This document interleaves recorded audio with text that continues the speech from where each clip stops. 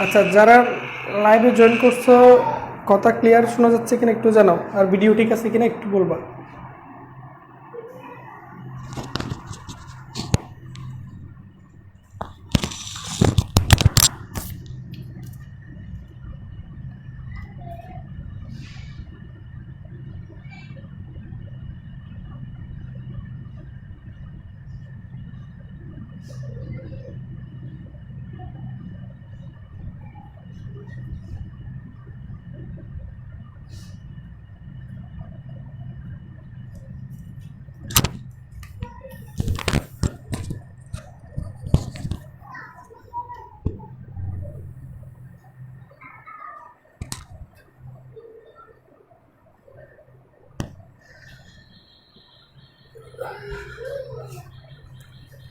আচ্ছা, যারা লাইভে জয়েন করছো ক্লাসের লিঙ্কটা তোমাদের মেসেঞ্জার গ্রুপগুলোতে একটু দিয়ে দাও, ঠিক আছে?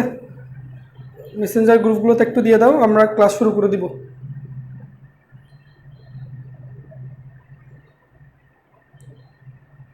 আর কথা ক্লিয়ার শোনা যাচ্ছে কিনা একটু জানাও, এবং ভিডিও ঠিক আছে কিনা একটু বলবা।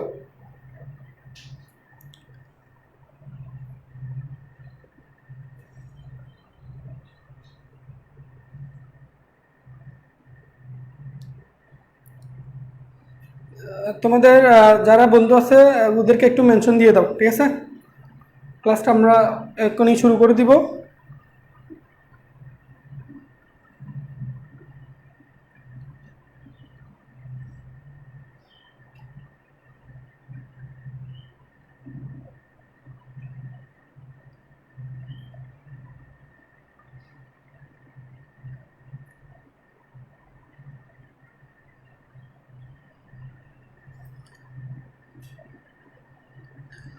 আমরা আজকে পড়বো তোমাদের তাপগতিবিদ্যার যে টপিকগুলো আমি তোমার অফলাইনে পড়িয়েছি, সম্ভবত এন্ট্রপি পর্যন্ত শেষ করছিলাম, ঠিক আছে? সো আজকে আমরা এন্ট্রপির পর থেকে শুরু করব। সো এই ক্লাসটা দেখার আগে অবশ্যই তোমাদের আগের ক্লাসের টপিকগুলো সম্পর্কে একটু আইডিয়া থাকতে হবে, নাহলে এই জিনিসগুলো বুঝতে পারবে না। আর আমি এখানে যা যা পড়াবো, ঠিক আছে, এগুলো একটু নোট করে নিবা সাথে সাথে, ঠিক আছে? খাতা কলম নিয়ে বসে নোট করে নিবা। এই টপিক কার্নু চক্র, কার্নু ইঞ্জিন, এই টপিক থেকে কিন্তু সৃজনশীল প্রশ্নের জন্য খুব বেশি গুরুত্বপূর্ণ, এবং অ্যাডমিশন টেস্টের জন্য কিন্তু এটা গুরুত্বপূর্ণ একটা টপিক।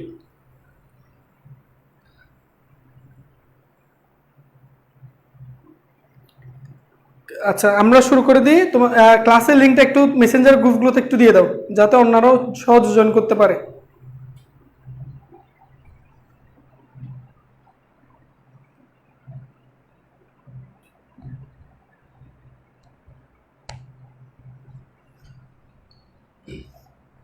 আচ্ছা, ঠিক আছে। সো আমরা শুরু করি। দেখো, আজকে আমরা পড়বো হচ্ছে তাপগতিবিদ্যার দ্বিতীয় সূত্র।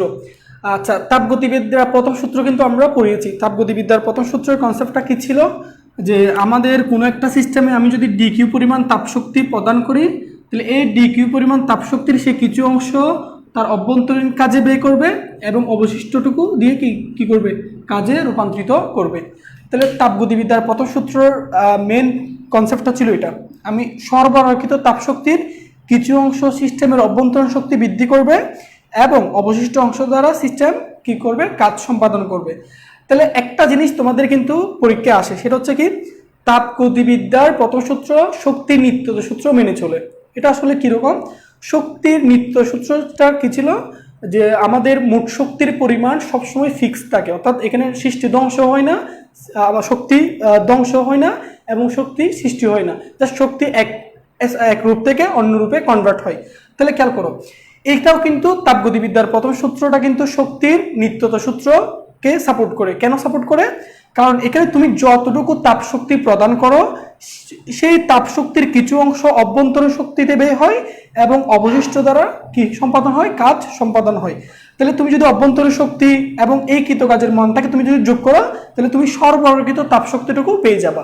অর্থাৎ এখানে অর্থাৎ আমি যে পরিমাণ শক্তি দিচ্ছি, সেই পরিমাণ শক্তি আমি আউটপুট হিসেবে পাচ্ছি, ঠিক আছে? এখানে কোনো সৃষ্টি ধ্বংস হচ্ছে না, কোনো শক্তি ধ্বংস হচ্ছে না, এবং কোনো শক্তি সৃষ্টি হচ্ছে না, জাস্ট তাপ শক্তিটা অন্যান্য শক্তিতে কি হয়, রূপান্তরিত হয়। তাহলে আমরা একটা কথা বলতে পারি, তাপগতিবিদ্যার প্রথম সূত্র শক্তির নিত্যতা সূত্রকে কি করে সাপোর্ট করে। যদি কখনো পরীক্ষাটা 2 নম্বরের জন্য আসে, তুমি সুন্দর করে এটা লিখে দিবা, ঠিক আছে। আচ্ছা, তাহলে এবার দেখো, এখন আমরা তাপগতিবিদ্যার দ্বিতীয় সূত্রের মধ্যে যাব। তাপগতিবিদ্যার দ্বিতীয় সূত্র দেখো, চারজন বিজ্ঞানী 4টা বিবৃতি দিছে। সো আমরা 4জন বিজ্ঞানী 4টা বিবৃতি লিখে রাখছি, যার মধ্যে প্রথম দুইটা দেখো, দুইটা বিবৃতি একরকম আর পরের দুইটা বিবৃতি একই রকম, ঠিক আছে। প্রথম এই দুইজন বিজ্ঞানীর মতে তাপগতিবিদ্যার দ্বিতীয় সূত্র বিবৃতিটা দেখো, সেটা হচ্ছে কি বলতেছে, কোন নির্দিষ্ট পরিমাণ তাপ শক্তিকে সম্পূর্ণরূপে যান্ত্রিক শক্তিতে রূপান্তরে সক্ষম এমন কোনো যন্ত্র নির্মাণ সম্ভব নয়। অর্থাৎ আমি এমন কোনো তাপশক্তি অর্থাৎ এমন কোনো যন্ত্র পাবো না যে যন্ত্রটা সম্পূর্ণ তাপশক্তিকে কাজে রূপান্তরিত করতে পারবে। এখানে আমি যে পরিমাণ তাপশক্তি তাকে দিব, ওই যন্ত্রের মধ্যে কিছু না কিছু শক্তি কি হয়ে যাবে, লস হয়ে যাবে। এই কথাটাই কার্নো বিবৃতি অনুসারে এই কথাটা আমরা বুঝতে পারি। এবার প্লাঙ্কের বিবৃতি একই কথা, এমন কোনো ইঞ্জিন তৈরি সম্ভব নয় যেটা কোনো বস্তু থেকে তাপ গ্রহণ করে অবিরামভাবে কাজে পরিণত করবে অথচ পরিবেশের কোনো পরিবর্তন হবে না, ঠিক আছে। তাহলে কার্নোর বিবৃতি আর প্লাঙ্কের বিবৃতির মেইন কনসেপ্ট হচ্ছে, আমাদের এমন কোনো যন্ত্র সম্ভব নয় যেটা আমাদের সরবরাহকৃত তাপশক্তির সম্পূর্ণটা কাজে রূপান্তরিত করতে পারবে। আমি এখানে যতটুকু তাপশক্তি তাকে দিব, সেই তাপশক্তির কিছু অংশ অবশ্যই অপচয় হবে, ঠিক আছে। এই কথা আমরা এই দুইজন বিজ্ঞানীর বিবৃতি থেকে জানতে পারি। পরের বিবৃতি কি বলতেছে দেখো, আচ্ছা একটু ওয়েট করো।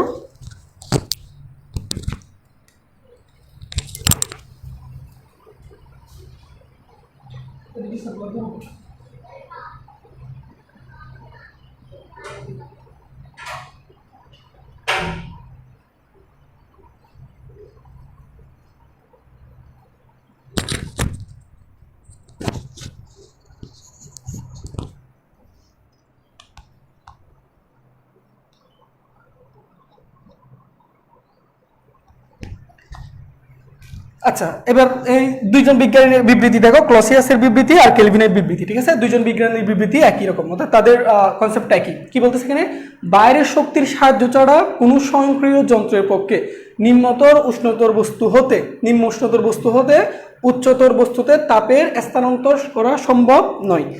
এ কথার মানেটা কি, আমরা প্রকৃতিভাবে কি জানি যে কোনো একটা, ধরো এখানে আমাদের একটা উত্তপ্ত বস্তু আছে, এটা হচ্ছে ধরো গরম বস্তু, আর এটা হচ্ছে আমাদের মনে করো শীতল বস্তু। আমরা কি জানি, একটা গরম বস্তু একটা শীতল বস্তুকে আমি যদি পাশাপাশি রাখি, তাহলে এখানে তাপের ফ্লোটা কিভাবে হয়, সাধারণত তাপ গরম বস্তু থেকে শীতল বস্তুতে প্রবাহিত হয়, যেটা স্বয়ংক্রিয়ভাবে। আমাকে এখানে কোনো যন্ত্র বা কোনো বাহ্যিক শক্তি এখানে অ্যাপ্লাই করতে হচ্ছে না, স্বয়ংক্রিয়ভাবে আমাদের তাপের প্রবাহটা সাধারণত গরম বস্তু থেকে কোথায় হয়, শীতল বস্তুতে হয়, ঠিক আছে। এটা হচ্ছে আমাদের স্বয়ংক্রিয়ভাবে। এখন তুমি যদি কোনো কারণে এই তাপের ফ্লোটা রিভার্স করতে চাচ্ছ, অর্থাৎ তুমি চাচ্ছ কি শীতল বস্তু থেকে কোথায় তাপ প্রদান করবে, গরম বস্তুতে তাপ প্রদান করবে, সেটা স্বয়ংক্রিয়ভাবে কখনো সম্ভব না।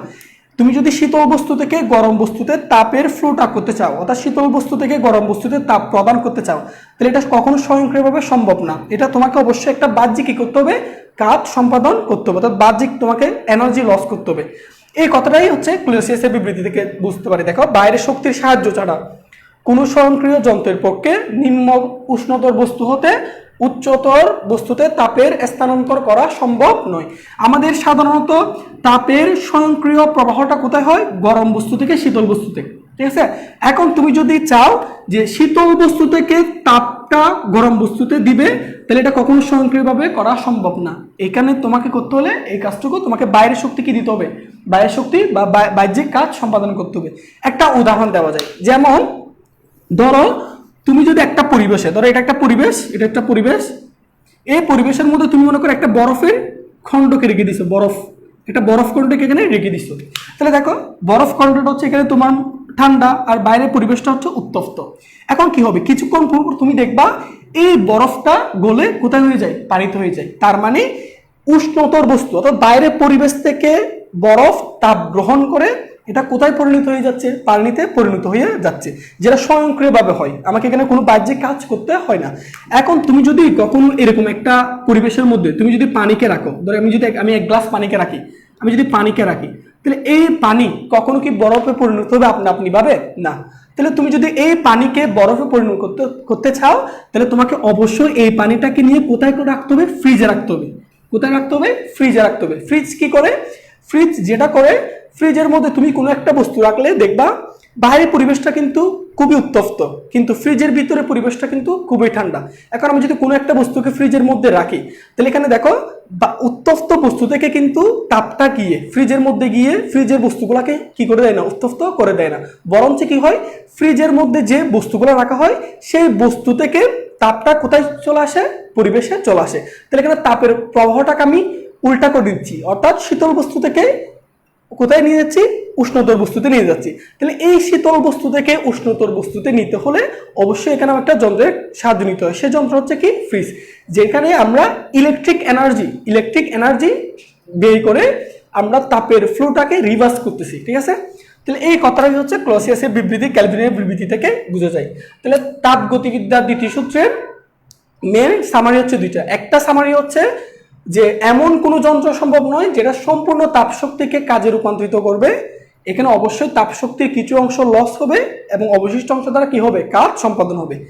তাপ গতিবিদ্যার দ্বিতীয় সূত্র আরেকটা রূপ হচ্ছে এমন, অর্থাৎ স্বয়ংক্রিয়ভাবে শীতল বস্তু থেকে কখনো গরম বস্তুতে তাপের প্রবাহ হবে না। স্বয়ংক্রিয়ভাবে তাপের প্রবাহ হয় গরম বস্তু থেকে শীতল বস্তুতে।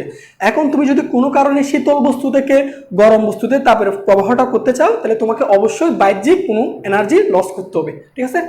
আশা করি তাপগতিবিদ্যার দ্বিতীয় সূত্র ব্যাপারটা তোমরা বুঝতে পারছো। সো এটা হচ্ছে তোমাদের থিওরিটিক্যাল। কখনো যদি পরীক্ষায় তাপগতিবিদ্যার দ্বিতীয় সূত্র আসে, যদি বলা হয় কার্নোর বিবৃতি লিখো, প্লাঙ্কের বিবৃতি লিখো, তখন তুমি এখান থেকে সংখ্যাটা লিখে দিবা, যেটা তোমাদের পরীক্ষায় জ্ঞানগুলোকে আসতে পারে। ঠিক আছে? আচ্ছা, এখন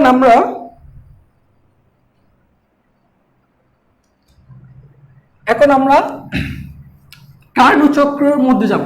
কার্নো চক্র বোঝার আগে আমাদের দুইটা জিনিস আগে ভালো করে বুঝে নিতে হবে। এগুলো একটু খেয়াল করো। আমরা এখানে দুইটা জিনিস ভালো করে ক্লিয়ার করে নিই। আমাদের এখানে একটা হচ্ছে প্রত্যাবর্তী প্রক্রিয়া,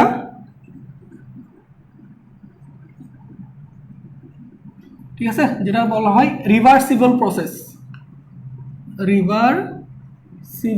প্রসেস। ঠিক আছে। আরেকটা হচ্ছে আমাদের অপ্রত্যাবর্তী প্রক্রিয়া, এটা হচ্ছে ইরিভার্সিবল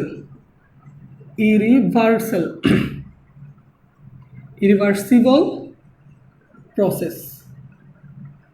ঠিক আছে? তাহলে এই দুটা প্রক্রিয়া সম্পর্কে অবশ্যই তোমাকে আগে আইডিয়া রাখতে হবে যদি তুমি কার্নো চক্র, কার্নো ইঞ্জিন ভালো করে বুঝতে চাও।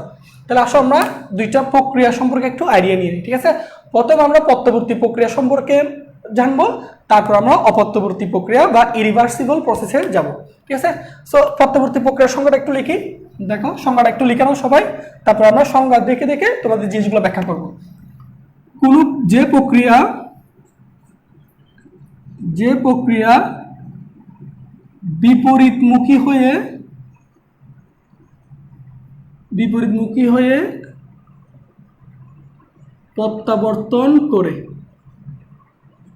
এবং একটু সংজ্ঞাটা সবাই লিখো, যে প্রক্রিয়া বিপরীতমুখী হয়ে প্রত্যাবর্তন করে এবং সম্মুখবর্তী ও বিপরীতমুখী প্রক্রিয়ার প্রতি স্তরে তাপ ও কাজের মান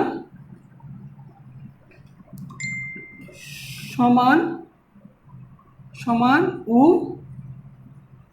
বিপরীত হয়, তাকে রিভার্সিবল প্রসেস বা প্রত্যাবর্তী প্রক্রিয়া বলে।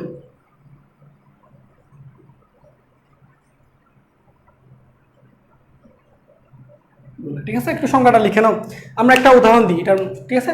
কি বলতেছে এখানে, যে প্রক্রিয়া বিপরীতমুখী হয়ে প্রত্যাবর্তন করে এবং সম্মুখবর্তী অর্থাৎ সামনের দিকে বিক্রিয়া এবং বিপরীত প্রক্রিয়ায় প্রতি স্তরে তাপ ও কাজের মান সমান ও বিপরীত হয়, তাকে প্রত্যাবর্তী প্রক্রিয়া বলে।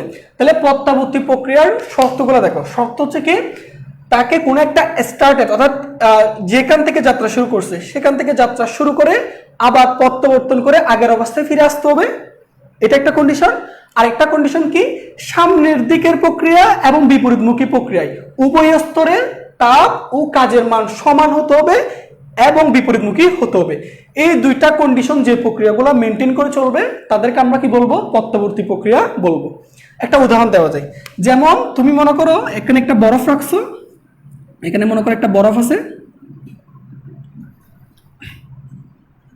এখানে মনে করো একটা বরফ, এখানে তারপরে মনে করো তুমি এখন কি করবা, বরফটাকে তাপ প্রদান করবা, ঠিক আছে, তাপ প্রদান। তাহলে এই বরফকে তাপ প্রদান করলে একটু পর এটা কোথায় কনভার্ট হয়ে যাবে, পানিতে কনভার্ট হয়ে যাবে। কোথায়, পানিতে, ঠিক আছে। তাহলে দেখো আমি 0°C আমি যদি তাপ প্রদান করি তাহলে একটা সময় সম্পূর্ণ বরফগুলো গলে কোথায় পরিণত হয়ে যাবে, পানিতে পরিণত হয়ে যাবে। তাহলে এটা হচ্ছে 0°C পানি। এখন তুমি যদি এই পানিকে আবার ফ্রিজের মধ্যে রাখো, তাহলে দেখো একটু খেয়াল করো, আমি এখানে প্রসেসগুলো একটু খেয়াল করবা, আমি দুইটা কালার দিয়ে বুঝাচ্ছি। বরফকে তাপ প্রদান করছি, তাহলে বরফ তাপগুলো গ্রহণ করছে, যেহেতু তাপ গ্রহণ করছে এই জন্য ডি কিউটা হবে পজিটিভ। আমরা জানি তাপ গ্রহণ করলে সেই তাপটাকে আমরা কি ধরে নিই, পজিটিভ ধরে নিই, ঠিক আছে, তোমাদের আমি পড়িয়েছি এটা। তাহলে বরফ যেহেতু তাপ গ্রহণ করছে, ডি কিউ পরিমাণ তাপ গ্রহণ করে কোথায় পরিণত হয়ে গেল, পানিতে পরিণত হয়ে গেল। এখন তুমি যদি এই পানিগুলাকে তুমি যদি আবার ফ্রিজের মধ্যে রাখো তাহলে এই পানি থেকে ডি কিউ পরিমাণ পানির তাপগুলা কি করে দিবে, বর্জন করে দিবে। তাহলে ডি কিউ পরিমাণ তাপ বর্জন করে এই পানিটা আবার কোথায় কনভার্ট হয়ে যাবে, বরফে কনভার্ট হয়ে যাবে, বরফে কনভার্ট হয়ে যাবে, ঠিক আছে। আচ্ছা, তাহলে দেখো এখন পানি, তুমি বরফকে যে পরিমাণ তাপ প্রদান করছো সেই একই পরিমাণ তাপ পানি বর্জন করে আবার কোথায় পরিণত হয়ে গেল, বরফে পরিণত হয়ে গেল। যেহেতু পানি তাপ বর্জন করে এই জন্য এটাকে আমরা মাইনাস দ্বারা প্রকাশ করব, ঠিক আছে। তাহলে দেখো এটা অবশ্যই একটা প্রত্যবর্তী প্রক্রিয়া। কেন, বরফকে তাপ প্রদান করে প্লাস ডি কিউ পরিমাণ তাপ প্রদান করে আমি পানিতে পরিণত করলাম এবং এই পানি থেকে পুনরায় যে পরিমাণ আমি তাপ প্রদান করছি ওই পরিমাণ তাপ শোষণ করে অর্থাৎ এই পরিমাণ তাপ পানি বর্জন করে আবার কোথায় পরিণত হয়ে গেল, বরফে পরিণত হয়ে গেল। তাহলে এটা অবশ্যই একটা কি প্রক্রিয়া, প্রত্যাবর্তী প্রক্রিয়া। কেন, যে প্রক্রিয়া বিপরীতমুখী হয়ে প্রত্যাবর্তন করে। দেখো বরফ পানি হয়েছে, আবার পানি থেকে পুনরায় কোথায় হয়ে গেছে, বরফে পরিণত হয়ে গেছে, তাহলে বিপরীতমুখী হয়ে প্রত্যাবর্তন করছে, এই কন্ডিশনটা মানছে। আবার দেখো সম্মুখবর্তী ও বিপরীতমুখী প্রক্রিয়ায় প্রতি স্তরে অর্থাৎ সামনের দিকের স্তর এবং পিছনের দিকে স্তর, ঠিক আছে, বিপরীতমুখী স্তর প্রতি স্তরে তাপ ও কাজের মান সমান। দেখো তুমি যে পরিমাণ তাপ প্রদান করছো বরফকে, একই পরিমাণ তাপ পানি বর্জন করছে। তাহলে দেখো তাপ ও কাজের মান কি হচ্ছে, সমান, কিন্তু কি বিপরীত হয়। কেন বিপরীত, কারণ এখানে তুমি তাপ প্রদান করছো এই জন্য এটাকে প্লাস ডি কিউ ধরে নিছি, আর একই পরিমাণ তাপ পানি বর্জন করছে এই জন্য যেহেতু তাপ বর্জন করছে এটাকে আমি মাইনাস ধরে নিছি। তাহলে দেখো প্লাস ডি কিউ পরিমাণ এবং মাইনাস ডি কিউ পরিমাণ, ঠিক আছে। প্রয়োজনীয় তাপ যতটুকু তাপ আমি তাকে প্রদান করছি, ঠিক আছে। গৃহীত তাপ এবং বর্জিত তাপ পরস্পর সমান কিন্তু কি মুখী, বিপরীত মুখী, ঠিক আছে, এই জন্য বিপরীত চিহ্ন বিশিষ্ট, ঠিক আছে। তাহলে এই প্রক্রিয়াকে আমরা কি বলতে পারি, প্রত্যবর্তী প্রক্রিয়া বলতে পারি। এখন দেখো প্রত্যবর্তী প্রক্রিয়ার কি কি আছে উদাহরণ দেওয়া যায়, যেমন স্থিতিস্থাপক সীমার মধ্যে তুমি যদি একটা স্প্রিংকে সংকুচন প্রসারণ করো সেটাও কিন্তু একটা প্রত্যবর্তী প্রক্রিয়া। কিরকম, তুমি স্প্রিংকে তুমি যদি সামনের দিকে প্রসারিত করো, টেনে সামনের দিকে প্রসারিত করো, তাহলে দেখো তুমি যে পরিমাণ সম্প্রসারণ অর্থাৎ তুমি যে পরিমাণ কাজ করে স্প্রিংকে প্রসারিত করবা সেই একই পরিমাণ কাজ তুমি যখন তাকে ছেড়ে দিবা, স্প্রিংটাকে ছেড়ে দিবা, তখন একই পরিমাণ কাজ করে স্প্রিং তার আগের অবস্থায় কি আসবে, ফিরে আসবে। তাহলে দেখো বিপরীতমুখী হয়ে কি করতেছে, প্রত্যাবর্তন করতেছে। এবং এক্ষেত্রে তুমি দেখো সামনের দিকে নিয়ে যেতে তাকে তুমি যে পরিমাণ কাজ করতে হয়েছে, স্প্রিং সেই একই পরিমাণ কাজ করে কোন দিকে ফিরে আসছে, বিপরীত দিকে ফিরে আসছে। তাহলে এক্ষেত্রেও কৃতকাজের। আচ্ছা,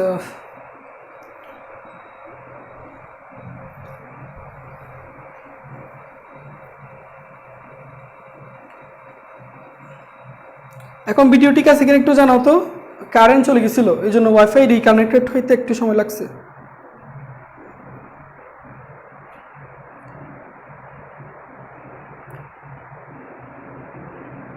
এখন ঠিক আছে কিনা একটু জানাও।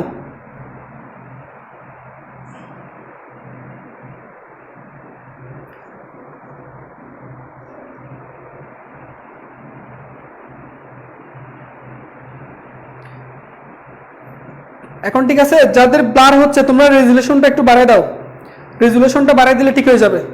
ঠিক আছে, একটু আমাদের কারেন্টটা চলে যাওয়ার কারণে একটু ওয়াইফাইটা রিকানেক্টেড হতে সময় লাগছে, এই জন্য আটকে ছিল। এখন আশা করি ঠিক আছে, তাহলে আমরা শুরু করতে পারি। ঠিক আছে, যাদের ব্লার হচ্ছে তোমরা রেজুলেশনটা একটু বাড়ায় দাও, সেটিংয়ে গিয়ে রেজুলেশন বাড়ায় দাও, তাহলে ঠিক হয়ে যাবে।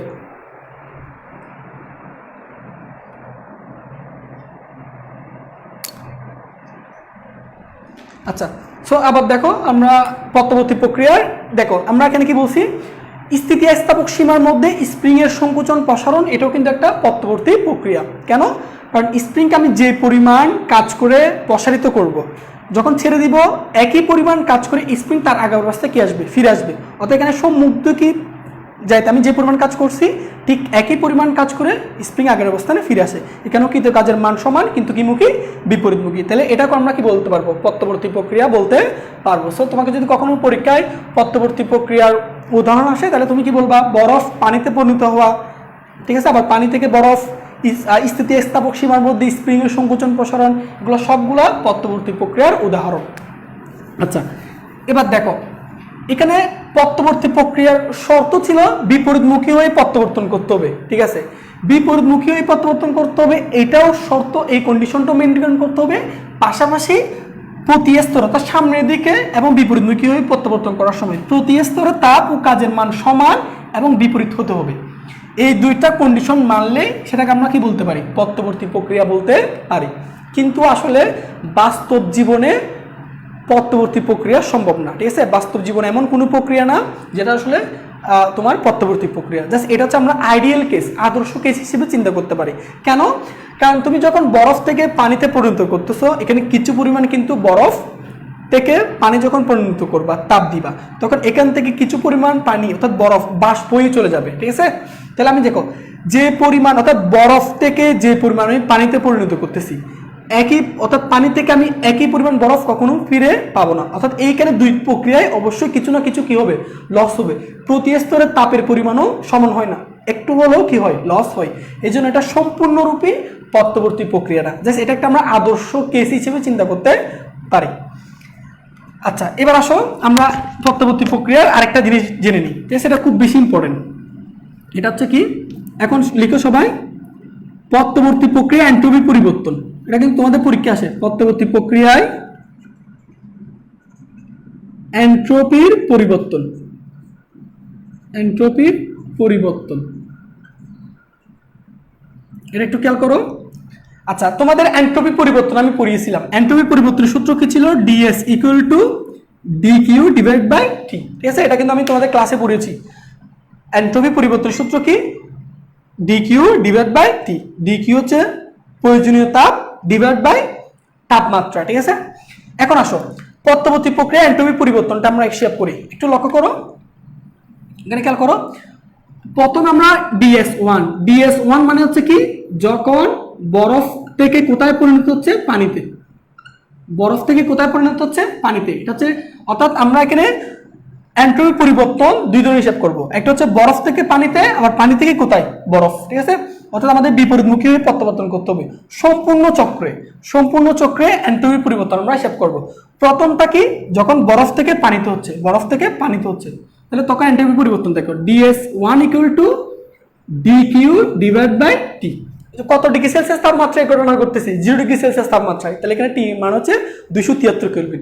ডিকিউ যখন বরফ থেকে পানিতে পরিণত হচ্ছে, তখন দেখো আমি বরফকে তাপ প্রদান করছি, অর্থাৎ এখানে বরফ তাপ গ্রহণ করছে, তাহলে যেহেতু তাপ গ্রহণ করছে ডিকিউটা হবে কি, পজিটিভ। এবার দেখো ডিএস2, ডিএস2 মানে এটা কোন পরিবর্তন, যখন আমাদের প্রক্রিয়াটা আবার বিপরীতমুখী হয়ে প্রত্যাবর্তন করে, অর্থাৎ পানি থেকে যখন কোথায় পরিণত হয়, বরফে পরিণত হয়, তাহলে পানি থেকে বরফ।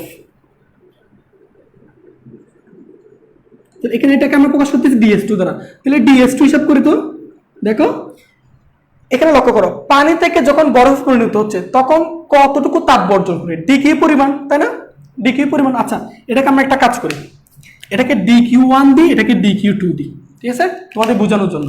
তাহলে DQ1 এবং এটা দেখো পানি থেকে যখন বরফে পরিণত হচ্ছে তাহলে DQ2 পরিমাণ তাপ বর্জন করছে, যেহেতু বর্জন এটাকে আমরা কি দিয়ে চিহ্ন ইউজ করবো, মাইনাস দ্বারা। তাহলে এখানে মাইনাস DQ2 ডিভাইড বাই কত তাপমাত্রা হচ্ছে সেটা 0 ডিগ্রি সেলসিয়াস তাপমাত্রায়, তাহলে divide by T। T1 T2 কেন দিলাম না, কারণ এখানে একটা নির্দিষ্ট তাপমাত্রায় এই পরিবর্তনটা হচ্ছে, এই জন্য T1 T2 দিলাম না। দেখো এটা যেহেতু একটা পত্তবর্তী প্রক্রিয়া, পত্তবর্তী প্রক্রিয়ায় তাপ, দেখো তাপের মান কি বলছে, সমান বলছে, তাপের মান কি সমান, তার মানে DQ1 DQ2 পরস্পর সমান কিন্তু বিপরীত, একটা প্লাস একটা কি মাইনাস। কেন, কারণ একটা গ্রহণ করছে আর একটা কি করছে, বর্জন করছে। তাহলে মোট এন্ট্রপি পরিবর্তন কত, মোট পরিবর্তন, তাহলে সম্পূর্ণ চক্রে অর্থাৎ বরফ থেকে পানি এবং পানি থেকে পুনরায় বরফ হতে এই সম্পূর্ণ চক্রে এন্ট্রপি পরিবর্তন কত, মোট পরিবর্তন কত, সেটা হচ্ছে DS1 প্লাস DS2। তাহলে এখন তুমি যে হিসাব করো, দেখো DS1 মানে কত,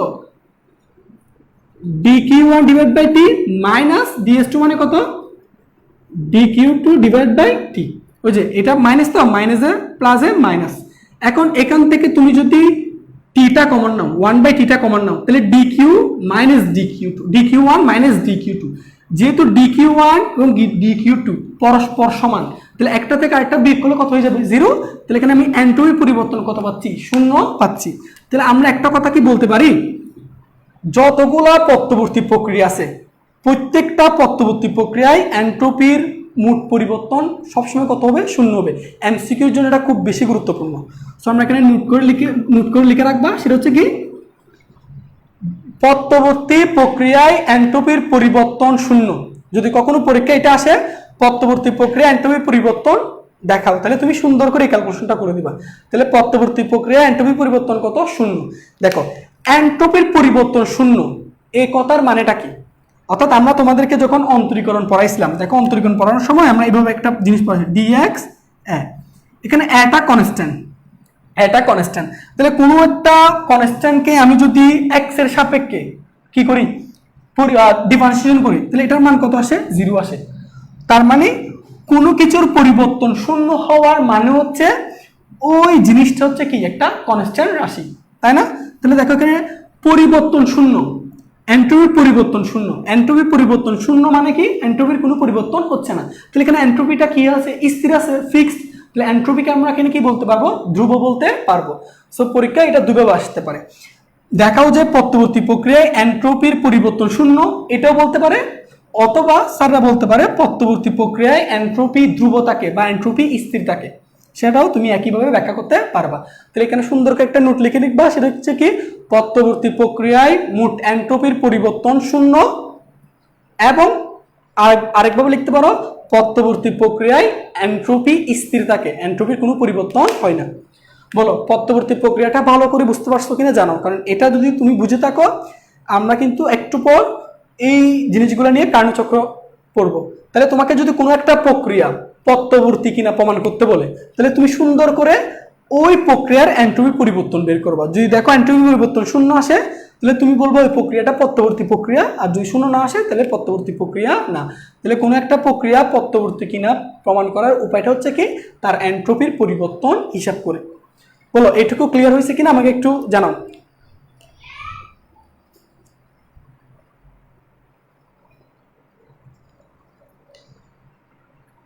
এটুকু সবাই বুঝতে পারছো কিনা একটু বলো তো, পত্তবর্তী প্রক্রিয়া সবাই বুঝতে পারছো কিনা একটু জানাও।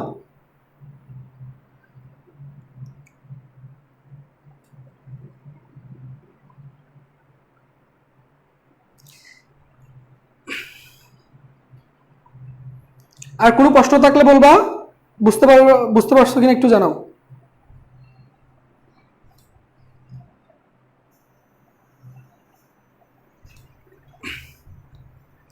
ওকে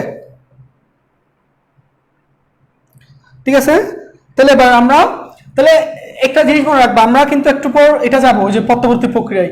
তাহলে পত্তবর্তী প্রক্রিয়া প্রমাণ করার সিস্টেমটা কি, উপায়টা কি? কোন একটা প্রক্রিয়া পত্তবর্তী প্রক্রিয়া প্রমাণ করতে বললে তুমি তার সুন্দর করে এন্ট্রপি পরিবর্তন দেখাবা। তাহলে এন্ট্রপি পরিবর্তন কত? 0। এটা নোট করে লিখে রাখবো, সামনে এটা আমরা তোমার এটা দিয়ে কাজ করব, ঠিক আছে?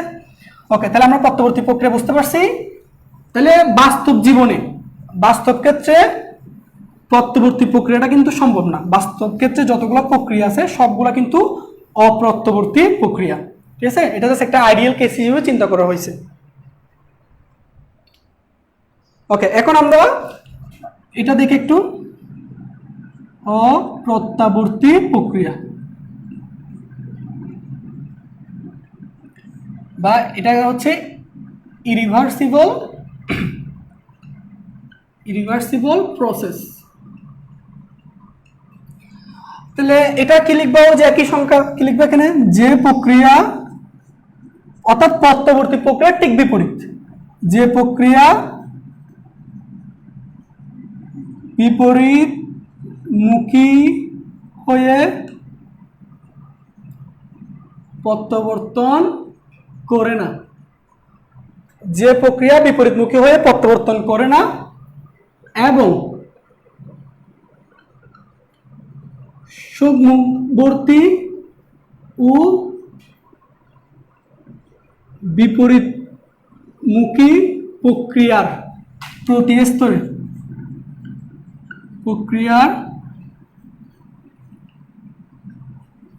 স্তরে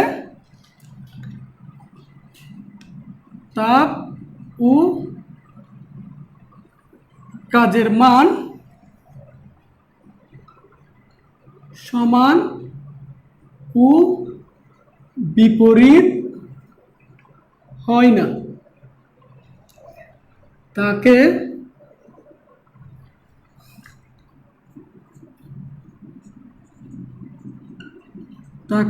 অপ্রত্যবর্তী প্রক্রিয়া বলে, ঠিক আছে? তাহলে এটা একটু তোমরা সংখ্যাটা একটু লিখে রাখো। ওই যে প্রত্যবর্তী প্রক্রিয়া রিভার্সিবল প্রসেসে যে সংখ্যাটা শিখছো, একই সংখ্যা মানে বিপরীত সংখ্যাটা হচ্ছে তোমার ইরিভার্সিবল প্রসেস বা অপ্রত্যাবর্তী প্রক্রিয়া। তাহলে কি বলছি? যে প্রক্রিয়া বিপরীতমুখী হয়ে প্রত্যাবর্তন করে না, ঠিক আছে? অর্থাৎ যেখান থেকে শুরু হবে প্রক্রিয়াটা ফাইনাল স্টেজে গিয়ে সেটা আবার আগের অবস্থানে গিয়ে কখনো ব্যাক করবে না, ঠিক আছে? এবং সমবর্তী ও বিপরীতমুখী প্রক্রিয়ায় প্রতি স্তরে তাপ ও কাজের মান সমান ও বিপরীত হয় না, তাকে অপ্রত্যবর্তী প্রক্রিয়া বলে।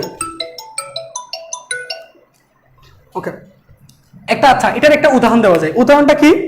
ধরো তুমি একটু চিন্তা করে দেখো, তো কোনো একটা উঁচু স্থান হতে, মনে করো একটা বিল্ডিং হতে, বা তুমি এভাবে চিন্তা করতে পারো, মনে করো একটা বিল্ডিং আছে, এই বিল্ডিং থেকে মনে করো কোনো একটা বল গড়িয়ে মাটিতে পড়তেছে। তাহলে দেখো তার ইনিশিয়াল স্টেট হচ্ছে এটা, অর্থাৎ তার আদি অবস্থা হচ্ছে এটা। সে গড়িয়ে যখন মাটিতে পড়ে গেল, তাহলে এই বলটা কি স্বয়ংক্রিয়ভাবে কখনো কি আবার আগের অবস্থানে ফিরে যেতে পারবে? বাহ্যিক শক্তি ছাড়া নিজের আগের অবস্থানে ফিরে যেতে পারবে না। তাহলে এই ধরনের প্রক্রিয়াকে আমরা কি বলতে পারি? অপ্রত্যবর্তী প্রক্রিয়া বলতে পারি। অথবা মনে করো দুইটা গাড়ি, মনে করো এদিক থেকে একটা গাড়ি, ধরো এটা একটা গাড়ি আর এটা একটা গাড়ি, ধরো এটা সামনের দিকে যাচ্ছে, এটা এদিকে আসতেছে, ঠিক আছে? দুইটা গাড়ি বিপরীতমুখী হয়ে মুখোমুখি হয়ে সংঘর্ষ হলো। তাহলে সংঘর্ষ হলে এখানে দেখো এই গতিশক্তিটা কোথায় কন্ট্রোল হয়ে যাচ্ছে? তাপ শক্তিটা না? কেন? তোমরা জানো, দেখছো যে দুইটা গাড়ি যখন মুখোমুখি সংঘর্ষ হয় তখন তাদের দুজনের কিন্তু আগে থেকে গতিশক্তি ছিল। যখন মুখোমুখি সংঘর্ষ হয়, সংঘর্ষ স্থানে তুমি দেখবা ওই স্থানটা খুব বেশি উত্তপ্ত হয়ে যায়, মাঝে মাঝে দেখবা আগুন টাগুন ধরে যায়। তার মানে এখানে গতিশক্তিটা কোথায় কন্ট্রোল হয়ে যাচ্ছে? তাপ শক্তিতে। তাহলে এই তাপ শক্তিকে তুমি কখনো কি পুনরায় গতিশক্তিতে কনভার্ট করতে পারবে? পারবে না। তাহলে এটা কোন প্রক্রিয়া? অপ্রত্যবর্তী প্রক্রিয়া। ক্লিয়ার? তাহলে এই অর্থাৎ যে প্রক্রিয়াগুলো বিপরীতমুখী হয়ে প্রত্যাবর্তন করবে না এবং প্রতি স্তরে তাপ ও কাজের মান সমান ও বিপরীত হয় না, তাদেরকে আমরা অপ্রত্যবর্তী প্রক্রিয়া বলবো। এবং বাস্তব জীবনে পৃথিবীতে যতগুলো প্রক্রিয়া আছে সবগুলো হচ্ছে অপ্রত্যবর্তী প্রক্রিয়া। তাহলে এবার আসো এখানে, এবার আমরা প্রত্যবর্তী প্রক্রিয়া এন্ট্রপি পরিবর্তন হিসাব করছি, এবার অপ্রত্যবর্তী প্রক্রিয়া এন্ট্রপি পরিবর্তনটা একটু দেখি। লিখো অপ্রত্যবর্তী প্রক্রিয়ায় এন্ট্রপির পরিবর্তন। আচ্ছা, অপত্যবর্তী প্রক্রিয়া এন্ট্রপি পরিবর্তন। ধরে নাও, মনে করো আচ্ছা আমরা একটা উদাহরণ দিতে পারি। মনে করো এখানে একটা মনে করো বস্তু আছে, ধরো এটা হচ্ছে পি। মনে করো এখানে পি বস্তু আছে, এই পি বস্তু থেকে মনে করো কিউ বস্তুতে রূপান্তরিত হলো।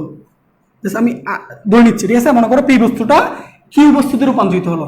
এখন এই পি বস্তু থেকে কিউ বস্তুতে রূপান্তরিত হতে হলে মনে করো তার কিছু পরিমাণ তাপ প্রয়োজন হয়েছে, সেটা হচ্ছে ডিকিউ পরিমাণ। অর্থাৎ আমি এভাবে চিন্তা করতে পারি, এই পি বস্তুকে আমি ডিকিউ পরিমাণ তাপ গ্রহণ দিয়ে, অর্থাৎ ডিকিউ পরিমাণ তাপ দিয়ে, যেহেতু পি বস্তুটা ডিকিউ পরিমাণ তাপ গ্রহণ করছে, এই জন্য এটাকে আমি প্লাস ধরে নিছি। এই পি বস্তুটা কোথায় কনভার্ট হয়ে গেল? কিউ বস্তুতে। এখন এই কিউ বস্তুটা কখনো আবার একই পরিমাণ তাপ বর্জন করে পি বস্তুতে ফিরে আসতে পারবে না। কেন? কারণ এটা আমরা কি প্রক্রিয়া চিন্তা করতেছি? অপ্রত্যবর্তী প্রক্রিয়া। আর অপ্রত্যবর্তী প্রক্রিয়া বিপরীতমুখী হয়ে কখনো প্রত্যাবর্তন করে না, অর্থাৎ আগের অবস্থায় ফিরে আসে না। আমরা ধরে নিচ্ছি এই কিউ বস্তুটা মনে করো অল্প, অর্থাৎ বিপরীতমুখী হয়ে অল্প গিয়ে অল্প পরিমাণ যায়, অর্থাৎ এখানে সে মাইনাস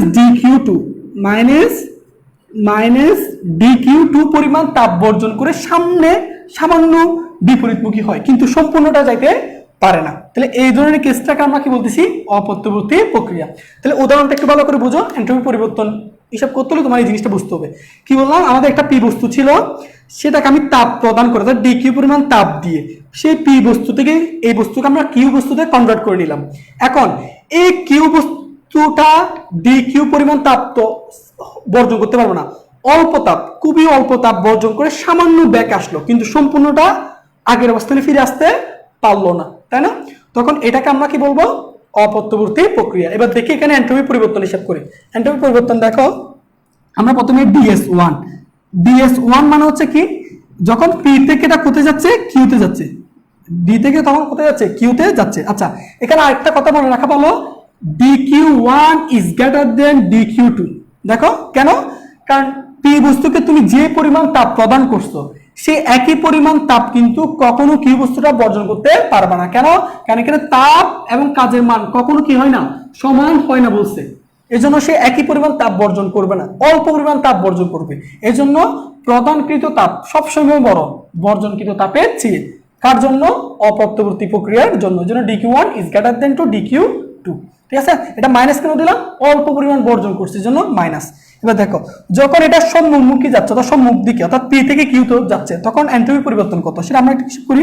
ডিএস1 ইকুয়াল টু, দেখো আমাদের এন্ট্রপি সূত্র কি? ডিকিউ ডিভাইড বাই টি। তাহলে প্লাস ডিকিউ1 ডিভাইড বাই টি। এখানে প্লাস কেন? কারণ পি থেকে কিউতে যাওয়ার সময় তাপ গ্রহণ করছে, এই জন্য প্লাস। আবার দেখো, আবার ডিএস টু কি? যখন এটা বিপরীতমুখী, অর্থাৎ বিপরীতমুখী অল্প ব্যাক করতেছে, ঠিক আছে? অল্প ব্যাক করতেছে। আমি কিউ থেকে মনে করি এটা আর অবস্থানে যাচ্ছে, কিউ থেকে আর অবস্থানে গেল, সম্পূর্ণ পি অবস্থানে আসতে পারলো না, জাস্ট কিউ থেকে কোথায় গেল? আর। তাহলে আমি একটু লিখি, কিউ থেকে আর এ যাওয়ার সময় তার এন্ট্রপি পরিবর্তন কত? একটু হিসাব করি। ডিএস2 ইকুয়াল টু, দেখো সে এখন কিন্তু তাপ বর্জন করছে, খুবই অল্প পরিমাণ তাপ বর্জন করছে। যেহেতু তাপ বর্জন করছে, জন্য মাইনাস ডিকিউ2 ডিভাইড বাই টি। ঠিক আছে? আচ্ছা, এখন দেখো আমি যদি মোট এন্ট্রপি পরিবর্তন হিসাব করতে চাই, মোট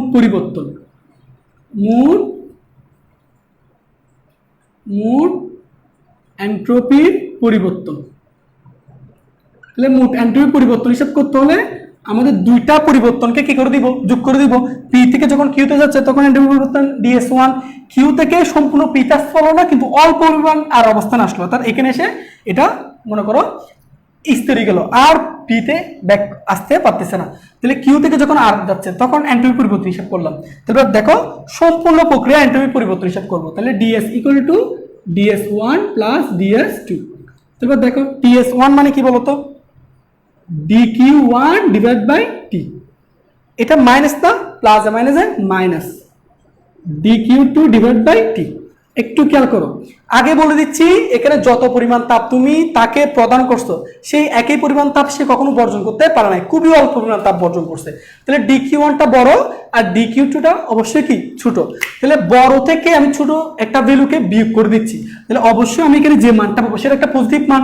তাহলে এখানে আমি যে মানটা পাচ্ছি, সেটা অবশ্যই একটা কি মান? পজিটিভ মান।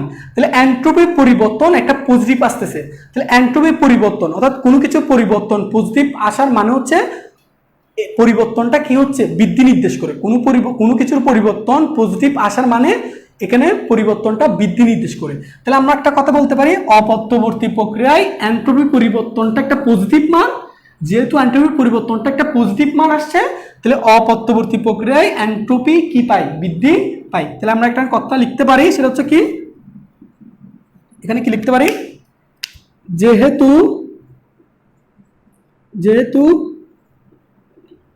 অপ্রত্যাবর্তী প্রক্রিয়ায়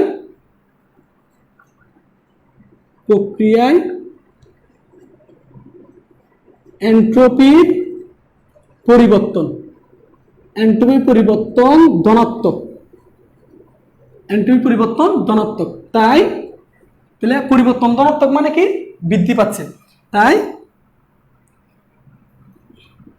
অপ্রত্যাবর্তী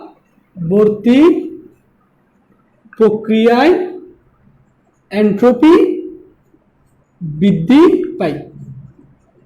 ঠিক আছে, এটা একটু মাথায় রাখবো।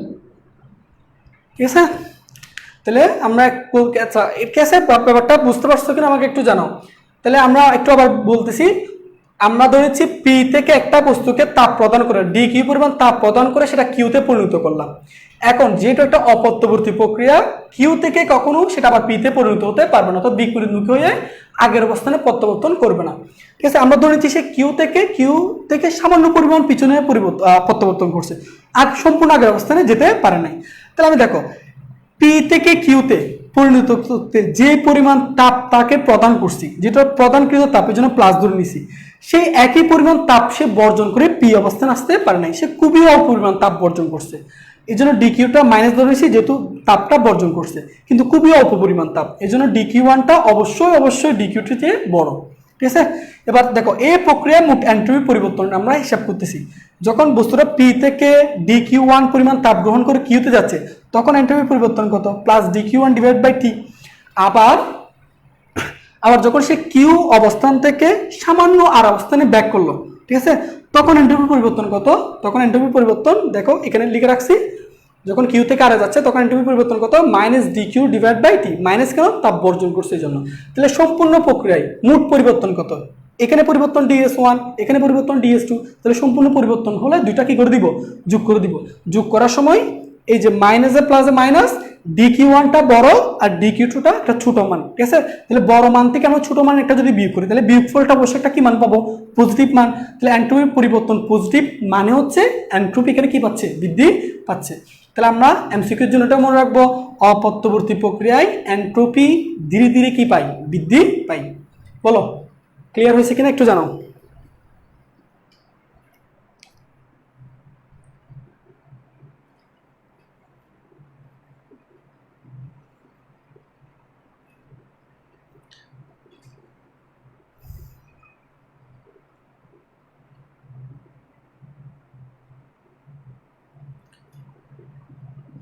বলো এখন এইটুকু বুঝতে পারছো কিনা একটু জানাও তো।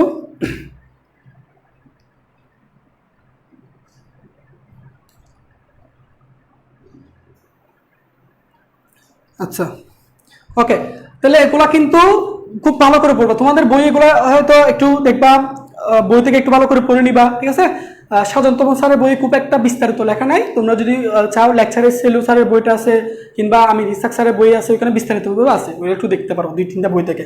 ঠিক আছে ওকে, তাহলে আমরা এবার দেখো এখান থেকে আমরা একটা কথা বলতে পারি যে পৃথিবীতে দিন দিন এন্ট্রপি বৃদ্ধি পাচ্ছে কেন। ঠিক আছে, এটা কিন্তু আসে, পরীক্ষা আসে, পৃথিবীতে দিন দিন এন্ট্রপি বৃদ্ধি পাচ্ছে কেন, সেটা আমরা খুব সহজে বলতে পারবো। কেন, কারণ পৃথিবীতে যতগুলো প্রক্রিয়া আছে সবগুলো হচ্ছে অপ্রত্যাবর্তী প্রক্রিয়া।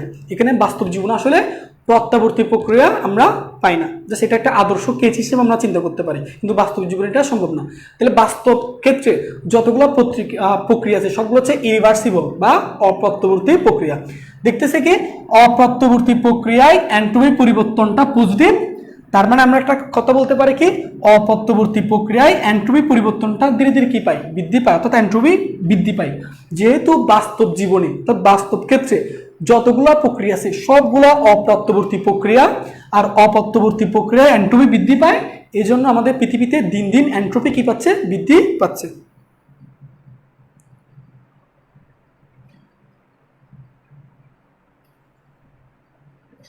ঠিক আছে, আমরা এবার কার্নো চক্রের মধ্যে যেতে পারি।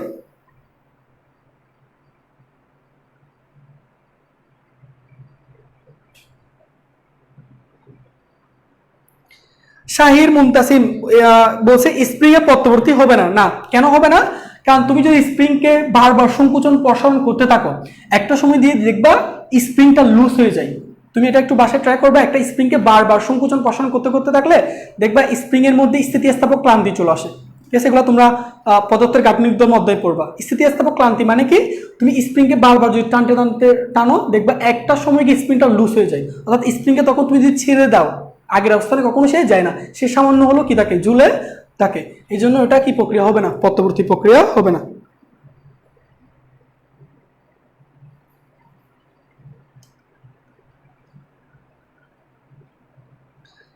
আচ্ছা, আর কারো কোনো প্রশ্ন আছে?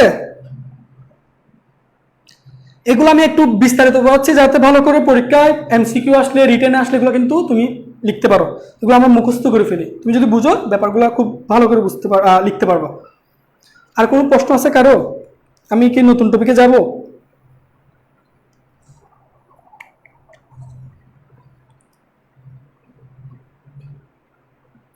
প্রশ্ন থাকলে করতে পারো, নাহলে নতুন টপিকে যাচ্ছি।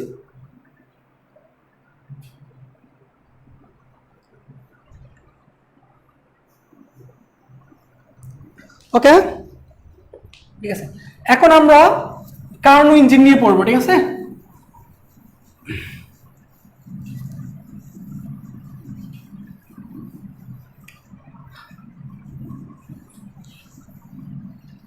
আচ্ছা, কার্নো ইঞ্জিনটা পড়ার আগে আমরা একটু তাপীয় ইঞ্জিন নিয়ে পড়ি। ঠিক আছে, তাপ ইঞ্জিন নিয়ে একটু পড়ি, তারপর আমরা কার্নো ইঞ্জিনে যাব। ঠিক আছে, তাপ ইঞ্জিন কি? যে যন্ত্র তাপশক্তিকে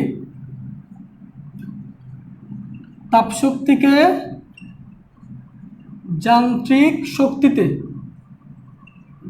শক্তিতে কাজে রূপান্তরিত করে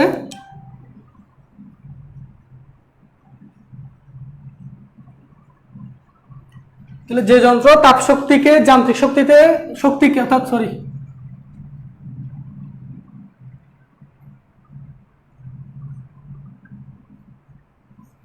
যে যন্ত্র তাপশক্তিকে যান্ত্রিক শক্তিতে রূপান্তরিত করে তাকে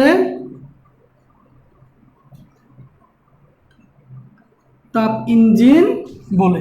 ঠিক আছে, এটা একটু মাথায় রাখবা, তাপ ইঞ্জিন। এবার আসো, তাপ ইঞ্জিন কিভাবে কাজ করে দেখো। এখানে একটা হচ্ছে তাপ উৎস আছে। ঠিক আছে, এখানে হচ্ছে একটা তাপ উৎস। এই তাপ উৎসের তাপমাত্রা হচ্ছে T1। এখন এখানে মনে করো একটা ইঞ্জিন, আমি জাস্ট ফিগারটা ভালো করে একটু বুঝে নিবা। ধরো এখানে একটা ইঞ্জিন আছে, মনে করো এটা হচ্ছে হিট ইঞ্জিন। ঠিক আছে, হিট ইঞ্জিন আমি এসি দ্বারা প্রকাশ করতেছি। ঠিক আছে, হিট ইঞ্জিন আছে। এখন কি করে দেখো, ভালো করে খেয়াল করবা। তাপ উৎস থেকে অর্থাৎ যে এই তাপ উৎসের তাপমাত্রা হচ্ছে T1। এই তাপ উৎস থেকে সে Q1 পরিমাণ তাপ গ্রহণ করবে। অর্থাৎ তুমি কোনো একটা ইঞ্জিনকে মনে করো তুমি কিছু পরিমাণ তাপ প্রদান করছো, তাহলে কিছু পরিমাণ তাপ প্রদান করলে কিন্তু সম্পূর্ণ তাপকে সে কাজে রূপান্তরিত করতে পারবে না। কারণ এই তুমি যে পরিমাণ তাকে তাপ দিচ্ছ, এই তাপ শক্তিটা কিন্তু ইঞ্জিন সম্পূর্ণ কাজে কনভার্ট করতে পারবে না। কেন? কারণ ইঞ্জিন তার নিজের অভ্যন্তরীণ শক্তি বৃদ্ধি করবে, ইঞ্জিন চলার সময় একটা সাউন্ড হয়, ইঞ্জিনটা গরম হয়ে যায়, তাই না? তাহলে এই শক্তিটা বিভিন্ন শক্তিতে কনভার্ট হয়ে যায়। তার মানে আমি এখানে যতটুকু, অর্থাৎ ইঞ্জিন যতটুকু তাপ গ্রহণ করে, এটা হচ্ছে তাপ, কিউ পরিমাণ তাপ গ্রহণ করে, তাহলে এই কিউ পরিমাণ তাপ গ্রহণ করে সেই তাপের থেকে নির্দিষ্ট পরিমাণ কাজ সম্পাদন করে এবং অবশিষ্ট তাপ পরিবেশের শীতল বস্তুতে দিয়ে দেয়। ঠিক আছে, শীতল, এটাকে আমরা তাপগ্রাহক দিচ্ছি, তাপগ্রাহক, এটা তাপমাত্রা T2। ঠিক আছে, তাহলে একটু সিস্টেমটা ভালো করে বুঝো। কি বলতেছি, আমাদের একটা ইঞ্জিন আছে, এই ইঞ্জিনটা কোনো একটা তাপ উৎস থেকে Q1 পরিমাণ তাপ গ্রহণ করলো। Q1 এই তাপের কিছু অংশ সে কাজে রূপান্তরিত করলো এবং অবশিষ্ট অংশগুলা সে পরিবেশের মধ্যে তো অবশ্যই অংশটা আমরা ধরেছি Q2, এই Q2 পরিমাণ অংশ, এই অংশটা সে পরিবেশে তাপ গ্রাহকের মধ্যে দিয়ে দিচ্ছে। তাপ গ্রাহক মানে কি, যারা তাপ কি করে গ্রহণ করে। তাহলে এখন যদি তোমাকে জিজ্ঞেস করি ইঞ্জিনের কৃত কাজ কত, তাহলে তুমি খুব সহজে ব্যাখ্যা করতে পারবা সে কতটুকু গ্রহণ করলো। Q1 পরিমাণ, মনে করো সে 100 জুল তাপ গ্রহণ করছে, 20 জুল পরিবেশে ছেড়ে দিছে, তাহলে কত জুল সে কাজে কনভার্ট করলো, 80 জুল। খুব সহজ হিসাব। তাহলে আমরা কি বলতে পারি না, ইঞ্জিন কতটুকু কাজ করলো, সে গ্রহণ করছে কত তাপ, উৎস থেকে কতটুকু তাপ গ্রহণ করলো Q1, সে তাপ গ্রাহকে কতটুকু তাপ বর্জন করে দিল, কতটুকু তাপ অপচয় করলো, সেটা হচ্ছে Q2। তাহলে কতটুকু কাজ করলো, Q1 মাইনাস Q2। তাহলে এটা হচ্ছে ইঞ্জিন কর্তৃক কৃত কাজ। এখানে Q1 এর পরিচয় কি, গৃহীত তাপ, Q2 এর পরিচয় কি, বর্জিত তাপ বা অপচয়কৃত তাপ। আচ্ছা, তাহলে আমরা একটু এখানে লিখি Q1 এর পরিচয় তাপ উৎস হতে গৃহীত তাপ। আচ্ছা, অনেকে আবার এগুলো একটু ভুল করবা, Q1 কিন্তু তাপমাত্রা না, তাপমাত্রা একক হচ্ছে ডিগ্রি সেলসিয়াস বা কেলভিন, এসআই এককে বললে কেলভিন, এটা হচ্ছে তাপ, গৃহীত তাপ। তাহলে তাপ এর একক কি, জুল। তাহলে এটা কিন্তু তাপমাত্রা না, তাপমাত্রাকে আমরা প্রকাশ করি টি দ্বারা, এটা হচ্ছে তাপকে আমরা প্রকাশ করতেছি Q1 দ্বারা, যেটা হচ্ছে একটা শক্তি। তাহলে Q1 এর কি, তাপ উৎস হতে গৃহীত তাপ। Q2 কি, তাপ গ্রাহকে বর্জিত তাপ অথবা অপচয়কৃত তাপ।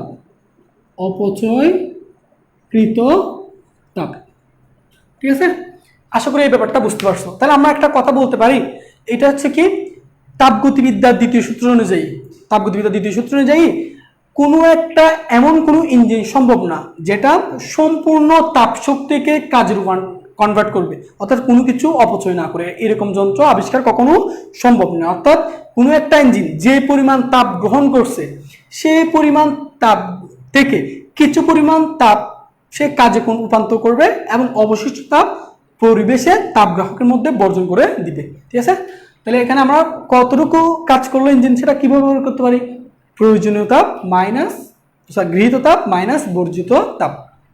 আচ্ছা, এখন দেখো তোমাকে যদি বলি ইঞ্জিনের দক্ষতা হিসাব করো। আচ্ছা, আরেকটা কথা, এখানে Q1 Q2 এর মধ্যে কোনটা বড় হবে, এখানে মনে রাখবা Q1 is always greater than to Q2। কেন, কারণ Q1 মানে হচ্ছে সে যতটুকু তাপ গ্রহণ করছে, তাই না, মোট গৃহীত তাপ। এই মোট গৃহীত তাপের কিছু অংশ সে কাজে কনভার্ট করতেছে, অবশিষ্ট অংশ তাপ গ্রাহকের মধ্যে বর্জন করে দিচ্ছে। তাহলে অবশ্যই Q2টা অলওয়েজ কার চেয়ে ছোট হবে, Q1 এর চেয়ে ছোট হবে। তাহলে প্রশ্নে তুমি যদি পরীক্ষার প্রশ্নের মধ্যে দুইটা তাপ দিয়ে দেয়, কিন্তু কোনটা গৃহীত তাপ বর্জিত তাপ বলে দিল না, তাহলে বুঝে নিবা যেটার মান বড় সেটা অলওয়েজ Q1 মানে গৃহীত তাপ, আর যার মান ছোট সেটা হচ্ছে বর্জিত তাপ অথবা Q2। ক্লিয়ার? আচ্ছা, এবার আসো ইঞ্জিনের দক্ষতা। দেখো ইঞ্জিনের দক্ষতা, এটা একটু পরে নিই, এটা আমি বিস্তারিত আবার সামনে পড়াবো, আপাতত একটু খেয়াল করো। ইঞ্জিনের দক্ষতা আমরা কিভাবে প্রকাশ করতে পারি? ঠিক আছে, ইঞ্জিনের কর্মদক্ষতা কে প্রকাশ করা হয়, এটা দ্বারা। তাহলে কর্মদক্ষতা সূত্র কি বলে, এখানে আমরা কি জানি, এটা পড়ে আসছি ক্লাস 9-10-এ, কার্যকর শক্তি অর্থাৎ যতগুলো শক্তি সে কাজে রূপান্তরিত করছে ডিভাইড বাই প্রদত্ত শক্তি ইনটু 100%। কারণ কর্মদক্ষতা বা দক্ষতাকে আমরা প্রকাশ করি শতকরা, জন্য 100% দ্বারা আমরা কি করে দিছি, গুণ করে দিছি।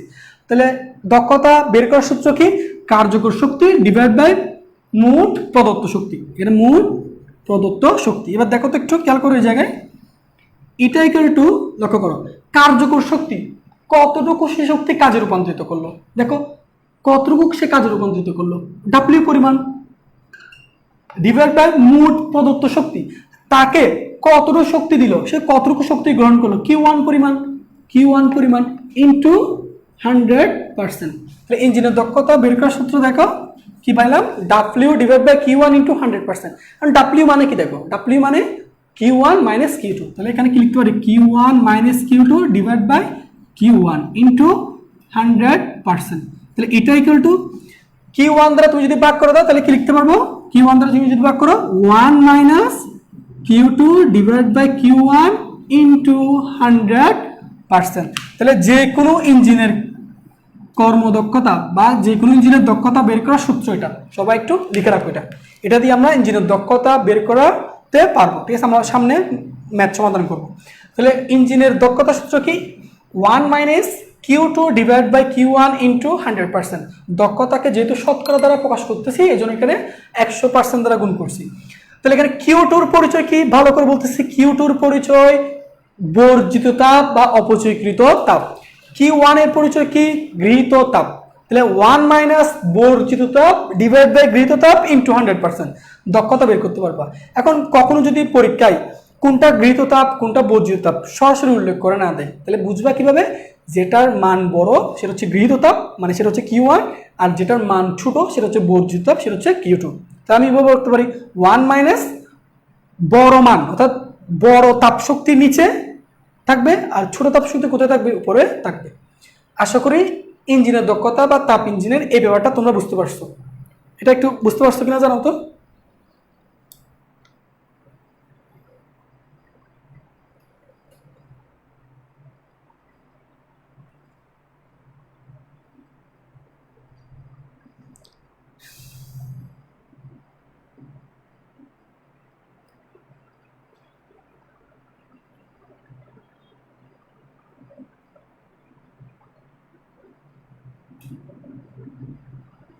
আচ্ছা, এটুকু ক্লিয়ার হয়েছে কিনা একটু বলো। এটা একটু ক্লিয়ার হয়েছে কিনা একটু বলো।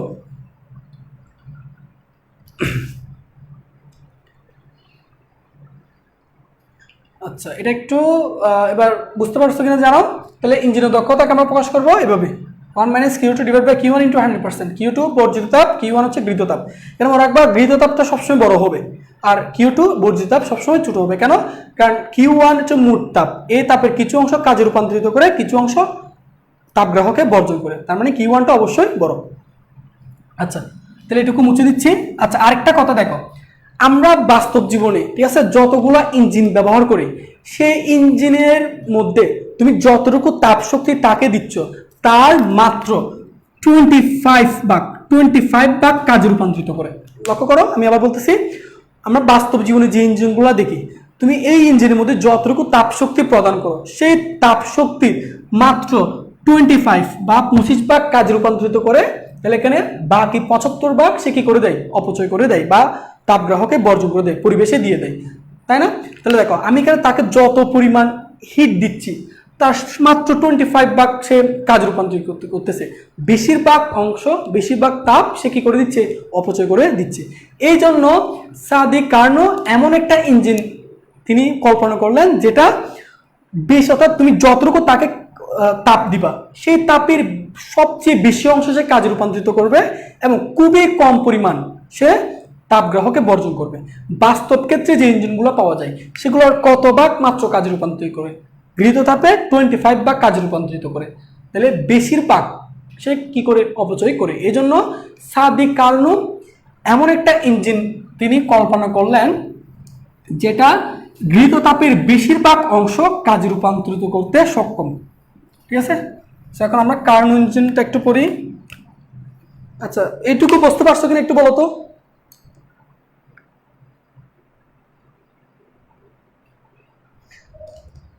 ওকে, এখন আমরা কার্নো ইঞ্জিনটা একটু দেখি, ভালো করে বুঝবো। এখন থেকে ভালো করে একটু খেয়াল করবা। কার্নো ইঞ্জিন, তাহলে কার্নো ইঞ্জিন কি? কার্নো ইঞ্জিন তোমরা একটু সংজ্ঞাটা বই থেকে লিখে নিবা। আমি একটু মুখে বলতেছি, তোমরা সংজ্ঞাটা বই থেকে লিখবা। সেটা হচ্ছে কি? তাপ শক্তিকে যান্ত্রিক শক্তিতে রূপান্তরিত করার জন্য সাদি কার্নো সকল ত্রুটিমুক্ত একটা আদর্শ ইঞ্জিন কল্পনা করলেন। সেই আদর্শ ইঞ্জিনটাকে আমরা কি বলতে পারি? কার্নো ইঞ্জিন বলতে পারি। এইটুকু মনে রাখবা, কার্নো ইঞ্জিন বাস্তবে পক্ষে কখনো তৈরি করা সম্ভব না, এটা জাস্ট কল্পনা মাত্র। তাহলে কার্নো ইঞ্জিন কাকে বলে? সংজ্ঞা আসলে তোমরা বই থেকে একটু দেখে নিবে। আমি আবার বলতেছি, তাপ শক্তিকে যান্ত্রিক শক্তিতে রূপান্তরিত করার জন্য সাদি কার্নো সকল ত্রুটিমুক্ত যে আদর্শ ইঞ্জিন কল্পনা করলেন তাকে কার্নো ইঞ্জিন বলে। কার্নো ইঞ্জিন শুধুমাত্র একটা কল্পনার ইঞ্জিন, মানে ঠিক আছে, মানে এটা হচ্ছে শুধুমাত্র কল্পনা সম্ভব, কিন্তু বাস্তব ক্ষেত্রে এটা কখনো তৈরি করা সম্ভব না। কেন সম্ভব না সেটা আমরা এখন বিস্তারিত আলোচনা করব। আচ্ছা, সো দেখো, কার্নো ইঞ্জিনের চারটা পার্ট আছে, আমরা চারটা পার্ট নিয়ে একটু আলোচনা করি। কারেন্ট ইঞ্জিনে যে চারটা পার্ট সেগুলো একটু আমি লিখে দিচ্ছি, একটু খেয়াল করো। এখানে আমি একটা একটা লিখতেছি। একটা পার্ট হচ্ছে কারেন্ট ইঞ্জিনে যে চারটা পার্ট, তার মধ্যে একটা সিলিন্ডার থাকবে, একটা সিলিন্ডার থাকবে। 2 নাম্বার একটা তাপ উৎস থাকবে। 3 নাম্বারে একটা তাপ অন্তরক আসন থাকবে এবং 4 নাম্বার হচ্ছে একটা তাপগ্রাহক।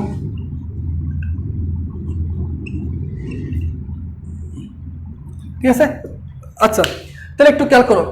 কার্নো ইঞ্জিন বাস্তব পক্ষে তৈরি করা কখনো সম্ভব না, এটা জাস্ট একটা কল্পনা মাত্র। তাহলে কার্নো ইঞ্জিন, কার্নো চক্র, এই দুটো বুঝতে হলে তুমি আগে এই চারটা জিনিস সম্পর্কে একটু আইডিয়া নাও। অর্থাৎ কার্নো ইঞ্জিনে যে চারটা গঠন, এই যে গঠন, সেই গঠনের যে চারটা অংশ, সেই চারটা অংশ নিয়ে আমরা একটু আলোচনা করতেছি, একটু ভালো করে খেয়াল করো।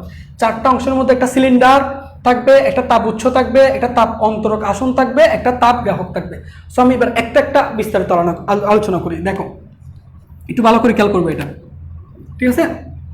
তাহলে আমরা একটু এখানে লিখিটা এখানে এখানে লিখলে ভালো হবে। এটা আমি একটু একটু মুছে দিই, এখানে একটু লিখি। দেখো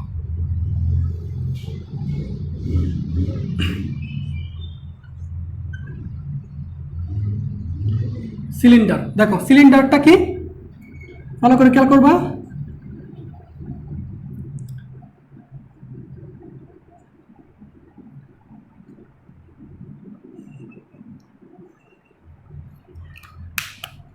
আমি এখানে যে কালো কালো কালো কালো যে দাগগুলো দিচ্ছি, এই কালো কালো দাগগুলোর দ্বারা বোঝায় এই সিলিন্ডারের এই দুইটা, এই যে এই দিকগুলা দেখো, এই যে কালো কালো অংশ দ্বারা এগুলো হচ্ছে, এগুলো তৈরি করা হয়েছে তাপ অপরিবাহী অপরিবাহী পদার্থ দ্বারা। ভালো করে একটু খেয়াল করবা, ঠিক আছে? এটা কারণ এটা বুঝতে হবে তোমাকে, কারণ চক্র বোঝার জন্য এই জিনিসগুলো খুব ভালো করে বুঝতে হবে। দেখো আমি যে কালো কালো অংশগুলো দিচ্ছি, কালো কালো অংশগুলো যে দুই পাশে দুইটা, এদিকে উপরের পাশে যে দিচ্ছি, এগুলো হচ্ছে তাপ অপরিবাহী পদার্থ দ্বারা তৈরি। এই যে এই অংশগুলো তাপ অপরিবাহী পদার্থ দ্বারা তৈরি, অর্থাৎ এই অংশগুলো দিয়ে কখনো তাপের আদান প্রদান হবে না। কিন্তু দেখো নিচের যে অংশটা, সেখানে কিন্তু আমি কোনো এরকম ডট, এরকম কালো কালো চিহ্ন দিই না। তার মানে এটা হচ্ছে কি তাপ অপরিবাহী পদার্থ দ্বারা তৈরি না, নিচের অংশটা হচ্ছে তাপ পরিবাহী দ্বারা তৈরি। তাহলে তাপের এই সিলিন্ডারের মধ্যে তাপের আদান প্রদান হবে এই নিচের অংশ দ্বারা, ঠিক আছে? আর এটা হচ্ছে একটা, এটা হচ্ছে পিস্টন, এটা হচ্ছে আমাদের পিস্টন। দেখো ভালো করে একটু খেয়াল করো, এটা হচ্ছে আমাদের একটা পিস্টন। এই যে এই অংশ হচ্ছে পিস্টন, এটা হচ্ছে আমাদের পিস্টন। পিস্টন, এই যে এই পুরোটা হচ্ছে পিস্টন। এই পিস্টনটা উপরে ঘর্ষণহীনভাবে উপরে এবং নিচে ওঠানামা করতে পারে।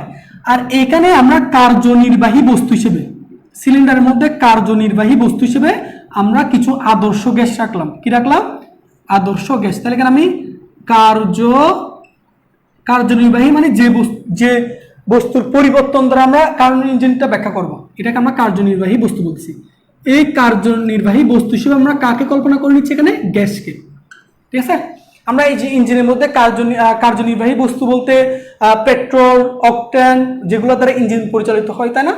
অকটেন, পেট্রোল, তারপর তোমার মনে করো অন্যান্য লিকুইড, তাপ, এগুলো হচ্ছে কার্যনির্বাহী বস্তু।